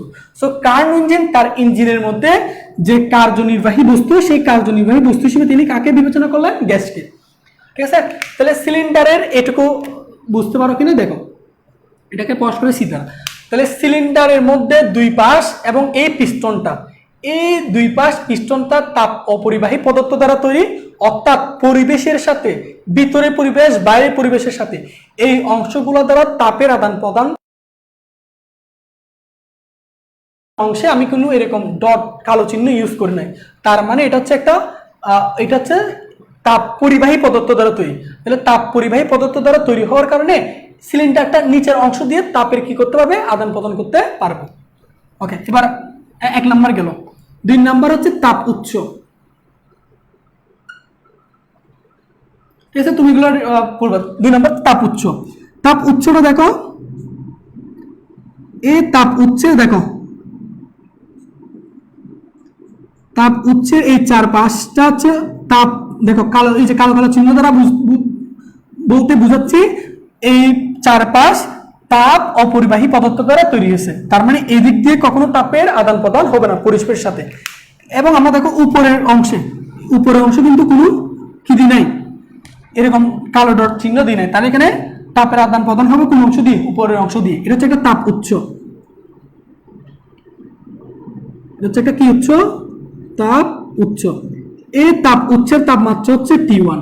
এবার ভালো করে শুনো, এই তাপ উৎসটা হচ্ছে একটা আদর্শ তাপ উৎস, অর্থাৎ এই তাপ উৎসের মধ্যে তাপের আদান প্রদান হলে, অর্থাৎ তাপ উৎস থেকে তুমি যদি তাপের আদান প্রদান করো, অর্থাৎ তাপ উৎস থেকে তুমি যদি তাপ গ্রহণ করো, এর তাপমাত্রা কখনো পরিবর্তন হবে না। এটা কার্নো ইঞ্জিনের মানে একটা শর্ত, ঠিক আছে? তাহলে এটা হচ্ছে একটা আদর্শ তাপ উৎস, অর্থাৎ এই উৎস থেকে আমি যতই তাপ গ্রহণ করি না কেন, এখানে তাপমাত্রা কখনো পরিবর্তন হবে না, অর্থাৎ এর তাপমাত্রা সবসময় ফিক্স থাকবে, সেটা হচ্ছে কত, T1। কিন্তু বলো বাস্তব জীবনে এমন কোনো উৎস কি পাওয়া যাবে যেখান থেকে আমি অনবরত তাপ গ্রহণ করব কিন্তু তার তাপমাত্রার পরিবর্তন হবে না? এরকম কি উৎস বাস্তব জীবনে সম্ভব? এটা কখনো সম্ভব না। বাস্তব জীবনে তাপ উৎস থেকে তুমি যদি অনবরত তাপ নিতে থাকো তাহলে একসময় এটা কি হয়ে যায়, ঠান্ডা হয়ে যায়, তাই না? কিন্তু কার্নো ইঞ্জিনের যে তাপ উৎস, এটা হচ্ছে একটা আদর্শ তাপ উৎস। এখান থেকে তুমি যতই তাপ গ্রহণ করো না কেন, এখানে তাপমাত্রার কখনো কোনো পরিবর্তন হবে না। যেহেতু এই ধরনের উৎস বাস্তব জীবনে সম্ভব না, এই জন্য কার্নো ইঞ্জিনটাও বাস্তব জীবনে তৈরি করা সম্ভব না। ক্লিয়ার? তাহলে এটা হচ্ছে একটা আদর্শ তাপ উৎস, এটার তাপমাত্রা সব সময় কত থাকবে, T1 থাকবে, পরিবর্তন হবে না। 3 নাম্বার হচ্ছে তাপ অন্তরক আসন। তাহলে দেখো এখানে যে অংশ আঁকছি তাপ অন্তরক আসন। তাপ অন্তরক আসন মানে কি, যার চারপাশটা কি দ্বারা তৈরি, তাপ অপরিবাহী পদার্থ দ্বারা তৈরি। দেখো এটা চারপাশটা তাপ অপরিবাহী পদার্থ দ্বারা তৈরি, অর্থাৎ পরিবেশের সাথে এটা কখনো তাপের আদান প্রদান করতে পারবে না, কারণ তার চতুর্দিকে তাপ অপরিবাহী পদার্থ দ্বারা বেষ্টিত। এই জন্য এটাকে আমরা কি বলছি, তাপ অন্তরক আসন। অর্থাৎ এখানে কোনো বস্তু তুমি যদি রাখো, ওই বস্তুর সাথে এই তাপ অন্তরক আসন কখনো কি করতে পারবে না, তাপমাত্রা আদান প্রদান করতে পারবে না। কেন? কারণ এটা চারপাশে তাপ অপরিবাহী পদার্থ দ্বারা তৈরি। চতুর্থটা হচ্ছে তাপগ্রাহক।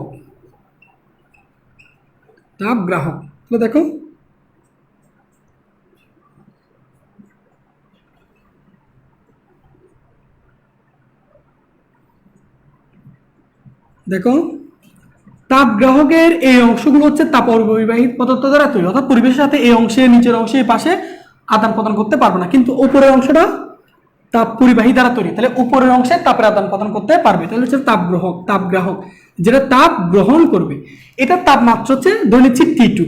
আচ্ছা, আবার বলতেছি, তাপগ্রাহক এটার তাপমাত্রা ধরে নিচ্ছি T2, এবং এটা হচ্ছে একটা আদর্শ তাপগ্রাহক। অর্থাৎ আদর্শ তাপগ্রাহক বলতে বোঝায় এই তাপগ্রাহক যতই তাপ গ্রহণ করুক না কেন পরিবেশ থেকে বা অন্যান্য বস্তু থেকে, এই তাপমাত্রার কখনো পরিবর্তন হবে না, এই জন্য এটাকে আদর্শ তাপগ্রাহক বলা হয়। বাস্তব জীবনে এরকম কি তাপগ্রাহক পাওয়া যাবে যেটা অনবরত তাপ গ্রহণ করতেছে কিন্তু তার তাপমাত্রা পরিবর্তন হচ্ছে না? বাস্তব জীবনে এমন তাপগ্রাহক পাওয়া যাবে না। আমরা বাস্তব জীবনে তাপগ্রাহকগুলো পাই, সেগুলো যদি তাপ গ্রহণ করে তার তাপমাত্রা ধীরে ধীরে কি পাই, বৃদ্ধি পায়। কিন্তু কার্নো ইঞ্জিনে যে তাপগ্রাহক, সেটা হচ্ছে একটা আদর্শ তাপগ্রাহক, যতই তাপ গ্রহণ করুক না কেন তার তাপমাত্রার কখনো পরিবর্তন হবে না, তার তাপমাত্রা সব সময় কত থাকবে, T2 থাকবে। যেহেতু বাস্তব জীবনে এরকম আদর্শ তাপগ্রাহক কখনো সম্ভব না, এজন্য বাস্তব জীবনে কার্নো ইঞ্জিন তৈরি করাও সম্ভব না। বলো এই কার্নো ইঞ্জিনের এই 4টা পার্ট ভালো করে বুঝতে পারছো কিনা আমাকে একটু জানাও।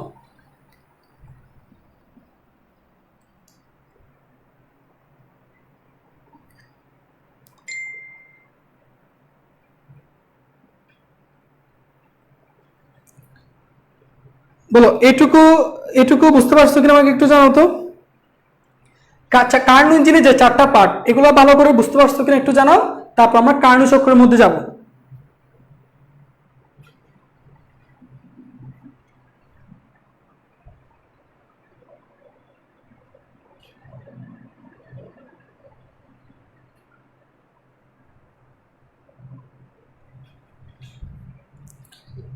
আচ্ছা, তাপ উৎস তাপ গ্রাহকের মধ্যে পার্থক্য কি?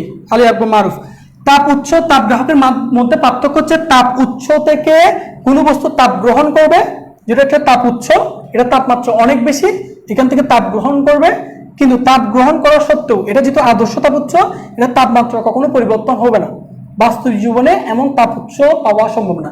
বাস্তব ক্ষেত্রে তাপ উৎস থেকে তুমি যদি তাপ নিয়ে নাও, তার তাপমাত্রা হ্রাস পায়, কিন্তু এটা যেহেতু আদর্শ তাপ উৎস, এখান থেকে তুমি যতই তাপ গ্রহণ করুক না কেন, তার তাপমাত্রার কোনো পরিবর্তন হবে না। আর তাপ গ্রাহক মানে হচ্ছে যেটা অন্য কোনো বস্তু থেকে তাপ গ্রহণ করবে, কোনো বস্তু থেকে তাপ গ্রহণ করবে। তাহলে সাধারণত যে তাপ গ্রাহকগুলো, সেগুলোর মধ্যে তাপ গ্রহণ করলে তার তাপমাত্রা বৃদ্ধি পায়। যেহেতু এটা একটা আদর্শ তাপ গ্রাহক, এখানে তুমি এটা যতই তাপ গ্রহণ করুক না কেন, তার তাপমাত্রা কখনো পরিবর্তন হবে না। তাহলে বাস্তব জীবনে আদর্শ তাপ উৎস, আদর্শ তাপ গ্রাহক এগুলো কখনো সম্ভব না। এজন্য বাস্তব জীবনে কার্নো ইঞ্জিন তৈরি করা সম্ভব না।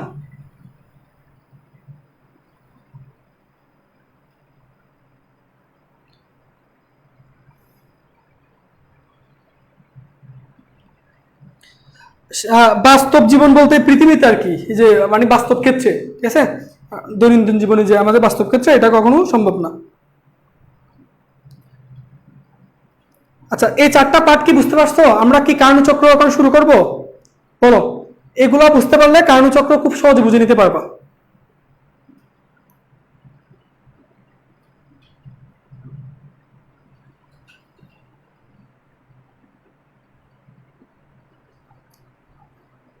কারো কোনো প্রশ্ন আছে?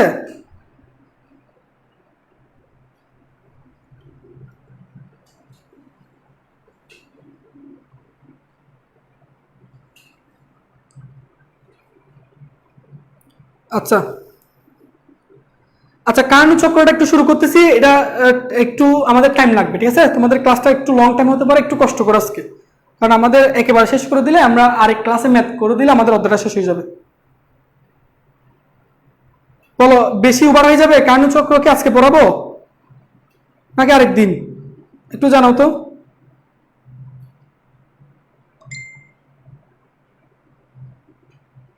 আর মাহবুব আর একটু বুঝাই দেন। আর একটু বলতে এখানে বলতেছি সিলিন্ডার, এই হচ্ছে সিলিন্ডার। এই সিলিন্ডারে দেখো আমাদের কার্নো ইঞ্জিনের মধ্যে যে চারটা পার্ট, তার মধ্যে একটা পার্টের মধ্যে হচ্ছে সিলিন্ডার থাকবে।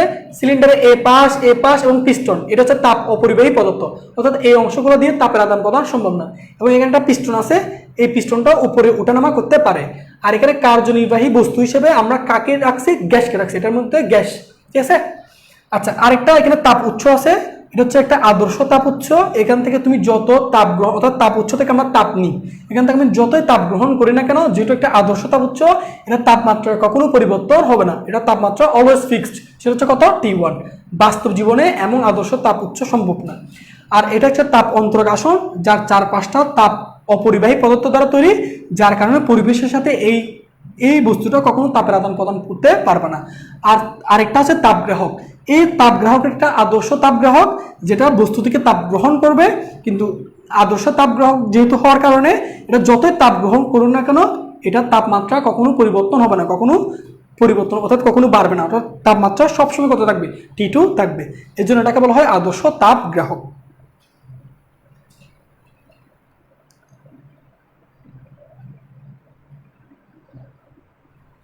আচ্ছা, এখানে একটা প্রশ্ন, স্যার প্রত্যবর্তী প্রক্রিয়ার বাহ্যিক কাজ সম্পাদিত হয় না? হ্যাঁ হয়, প্রত্যবর্তী প্রক্রিয়ার কাজ সম্পাদিত হয়, ঠিক আছে? এটা যে সামনে অর্থাৎ সম্মুখ প্রক্রিয়ার যে কাজ, তুমি যদি বিপরীতমুখী প্রক্রিয়া প্রত্যাবর্তন করো, একই পরিমাণ কাজ, কিন্তু জাস্ট একটা পজিটিভ কাজ আর একটা নেগেটিভ কাজ, এটুকু। ওই কার্নো চক্রের মধ্যে গেলে ব্যাপারগুলো তুমি ভালো করে বুঝতে পারবা। প্রত্যবর্তী প্রক্রিয়া যে ভালো কনসেপ্টটা, সেটা তুমি কার্নো চক্রতে ইজিলি বুঝতে পারবা। কার্নো চক্র আজকে পড়াবো? এনার্জি আছে কিনা বলো।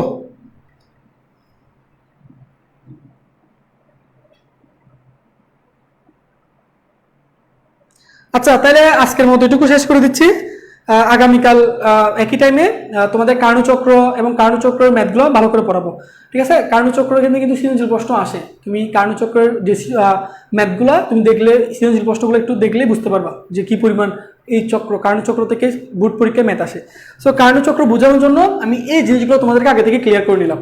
তাহলে তোমরা আজকে যে টপিকগুলো পড়িয়েছি এগুলো বই থেকে সুন্দর করে নিজেরা আরও একটু আমার ভিডিওটা দেখবা, যদি না বুঝোর কোনো অংশ, এবং বইয়ে পড়বা, অবশ্যই বই পড়বা। দেখো তুমি যত বেশি বই পড়বা, মানে যত বেশি বইয়ের কনসেপ্টগুলো ভালো করে পড়বা, তুমি তত বেশি দেখবা অনেক কিছু জানতে পারবা। ঠিক আছে, এমসিকিউতে বলো বা অন্যান্য টপিকগুলো বলো, এগুলো কিন্তু তুমি খুব সহজে বুঝতে পারবা। তুমি যদি বই না পড়ো, শুধু স্যারের ক্লাসের উপর নির্ভরশীল হয়ে যাও, তাহলে কখনো কিন্তু ভালো রেজাল্ট করা সম্ভব না। তোমার কোনো একটা টপিক বুঝতে হলে প্রথমে স্যারের ক্লাস করা লাগবে, স্যারের ক্লাস থেকে তুমি একটু আইডিয়া পেলে তারপর বই কাটাকাটি করে ওই টপিকের উপর আরও জ্ঞান অর্জন করবা, তাহলে জিনিসটা তুমি একদম ক্লিয়ার হয়ে যাবে। ঠিক আছে, এই জন্য ভালো করে পড়বা। আর এখন তো বন্ধের সময় আছে, এই বন্ধের সময়গুলো একটু কাজে লাগাও। কারণ দেখা যাচ্ছে কি, এই কোভিড সিচুয়েশনটা যদি ঠিক হয়ে যায়, মনে করো হঠাৎ করে যদি স্কুল কলেজ খুলে দেয়, তাহলে কিন্তু তোমাদের কিন্তু পরীক্ষার জন্য খুব বেশি সময় দিবে না। দেখবা খুব তাড়াহুড়া করে পরীক্ষাগুলো নিয়ে নিবে। কেন? কারণ অনেকগুলা তোমার ক্লাসের মধ্যে সেশন জড় হয়ে আছে। ঠিক আছে, এই জন্য একটু চেষ্টা করো এই বন্ধের সময়গুলোতে যাতে একটু কাজে লাগাও, ভালো করে পড়াশোনা করো। কারণ তোমাদের এখন দেখো যথেষ্ট সুযোগ, যথেষ্ট, বাসায় সারাদিন বসে থাকো, হাতে মোবাইল আছে, ইন্টারনেট আছে, যে কোনো চাইলে ক্লাস করতে পারো, ইউটিউবে অ্যাভেলেবেল ক্লাস, ফেসবুকে অ্যাভেলেবেল ক্লাস পাচ্ছ। ঠিক আছে, সো তুমি এই সময়গুলোকে একটু ভালো করে কাজে লাগাও। যদি ভালো করে কাজে লাগাও, যা টপিক আছে এগুলো যদি ভালো করে আয়ত্ত করতে পারো, তাহলে ভালো একটা রেজাল্ট করে ভালো কোথায় চান্স পাবা। ঠিক আছে, এই জন্য এখন কেউ যদি এই সময়গুলো অবহেলা করে কাটায় দাও, যে কখন কলেজ স্কুল বেশি আশা বসে থাকলে পড়ালেখা বাদ দিয়ে যদি বসে থাকো, দেখবা পড়ালেখা জমতে জমতে জমতে যখন কলেজ খুলে দিবে, তখন কিন্তু হঠাৎ করে পরীক্ষার ডেট দিয়ে দিলে তোমার সবগুলো গোছালো হয়ে যাবে, তখন কিন্তু ভালো রেজাল্ট কখনো করা সম্ভব না। এজন্য একটু এই সময়গুলো একটু কাজে লাগাও, ভালো করে পড়াশোনা করো। তোমাদের যদি পড়ালেখা আগ্রহ থাকে, আমরা রেগুলার লাইভ ক্লাস নেওয়ার চেষ্টা করবো। ঠিক আছে, সো ধন্যবাদ সবাইকে, আজকে বলতে এটুকু। আসসালামু আলাইকুম।